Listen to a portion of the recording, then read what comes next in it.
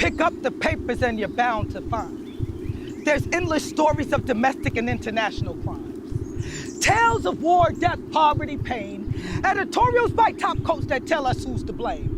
Rejoicing in the news of Hussein slain. Debating whether the search for bin Laden is in vain. Writing of the leadership we must put in place in Iraq, Iran, and wherever our forces show their faces.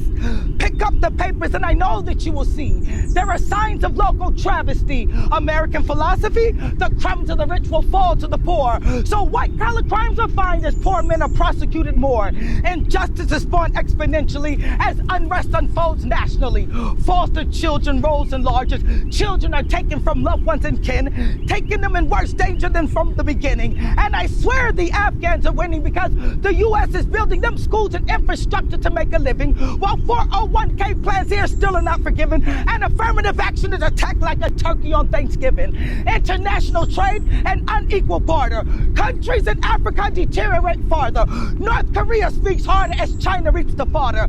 Liberia even swings the sword as Palestine gives Israel its word. The rhetoric is read and heard everywhere. Police beat helpless youth when black is in their roots. They shoot to kill with no proof of a crime, making prisoners of black men that do not deserve the time. There's no more need for hidden cameras. You'll read of the starvation of Americans in our midst. Read tales of young kids fell raped and murdered when missed, when their lips barely kissed where the time went. An article of someone gone berserk, shooting and killing over 14 at work. An abortion clinic burned down at night by firm supporters of right to life, while father kills his children for spite. Revenge he claims on his cheating wife. Doctors neglecting their patients' rights. They're amputating wrong limbs and smoking crack pipes. I read of fights, and they're all fights. Fights for civil rights, human rights, the right to vote, the right to choke on cigarette smoke. And I am expected to get on this mic and ignite a revolution? If what you read and see every day does not move you, then what do you want me to do? I am not afraid of the Taliban, the communists, or the Ku Klux Klan, the ozone depleting or Big Brother's hand. I am not afraid of crime, death, rape, or rapture, beach erosion, evolution, or Gaddafi's capture. I am not afraid of diseases, hunger, war, the fall of the dollar, being impoverished or poor. I am not afraid of racism, classism, extinction, or slavery, the threat of imprisonment, or mafia heads telling me don't scare me.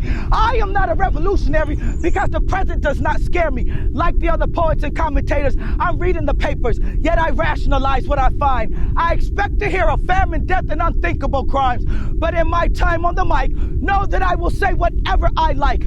I know the problems we choose to claim we face, capitalizing off our figment of our imagination called race. So call me the disgrace for placing the mirror in your face, whether political, sexual, or interpersonal debates. Don't wait for me to give you an agenda on this mic. Go home and read the papers if you need a revolutionary tonight. Call me crazy, you wouldn't be the first, but my mouth does not thirst to drink of that cup. But I shan't leave this audience out of luck, so I'll call them up for you. Revolutionaries! Revolutionaries, where all you stand. The mic is bare, the audience stares, and somewhere in this world I know there's a revolutionary here. Come to the mic and preach to the untoward generations. Teach of endless struggles, debate late reparations, separation of church and state, illegitimate studies enforced on African primates. Revolutionaries awake! Come and preach of the police. They're trigger-happy, short-tempered, and they're unwilling to turn the other cheek.